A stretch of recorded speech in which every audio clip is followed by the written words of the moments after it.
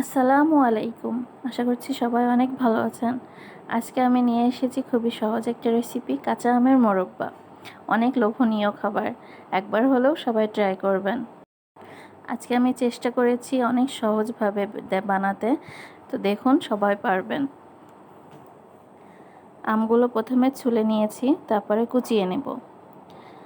সবগুলো ভালোভাবে কুচাতে হবে যাতে ভিতর সহ কোচানো হয়। তারপরে আমি পানির মধ্যে একটু চুন দিয়ে ভিজিয়ে রাখবো। পানির মধ্যে চুন দিয়ে প্রায় 1 ঘন্টা ভিজিয়ে রাখতে হবে। চুন দেওয়ার জন্য আমটা অনেক শক্ত থাকবে, ভেঙে যাবে না। আমি এখানে 1 ঘন্টা রেখে দিয়েছিলাম। তারপরে ভালো করে কষলিয়ে কষলিয়ে ধুয়ে নিতে হবে। 3-4টা ধোয়া দিতে হবে যাতে আমের টকটা বের হয়ে যায়। আম থেকে যতক্ষণ সাদা পানি বের হবে ততক্ষণ ধুতে হবে, ভালোভাবে কষলিয়ে ধুতে হবে। ফ্রেশ পানি দিয়ে 2-3 বার ধুয়ে নেব। এরপরে আমি আমটা ভালো করে চিপে নেব। ভালোভাবে চিপতে হবে যাতে আমের মধ্যে পানি না থাকে। একটু সময় নিয়ে চিপে নিতে হবে। এখন আমি চুলার উপরে কড়াই বসিয়ে দিয়েছি। কড়াইয়ের মধ্যে ঘি দিয়ে দিব। ঘিটা একটু গরম হলে আমগুলো ছেড়ে দিব। আমগুলো একটু হালকা করে ভেজে নেব। বেশি কড়াভাবে ভাজা যাবে না, চুলার জালটা মিডিয়ামে রাখতে হবে।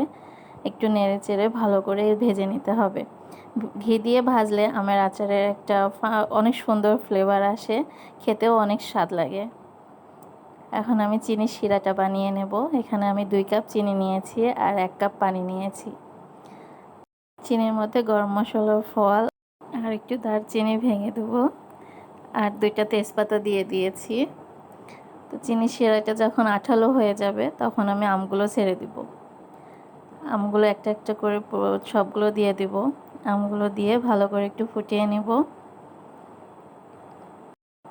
এত সহজভাবে যে আমের মোরব্বা এত কম সময়ের মধ্যে হয়ে যায়, সবাই বাসায় অবশ্যই ট্রাই করবেন। আর আমার ভিডিওটা ভালো লাগলে অবশ্যই লাইক কমেন্ট শেয়ার করবেন। সবাই দোয়া করবেন, আমার পাশে থাকবেন যাতে আমি আরও নিত্য নতুনের ভিডিও আপনাদের সাথে শেয়ার করতে পারি। শিরাটা যখন আমের সাথে মাখা মাখা হয়ে যাবে তখন আমি ঢেলে নেব। তো দেখতে পাচ্ছেন কত সুন্দর লাগছে, কত সুন্দরভাবে হয়ে গিয়েছে। এখন এই শিরার মধ্যে কিছুক্ষণ ভিজিয়ে রাখবো, যতক্ষণ না গরমটা কাটবে ততক্ষণ রাখতে হবে যাতে ভিতর পর্যন্ত চিনির শিরাটা যায়।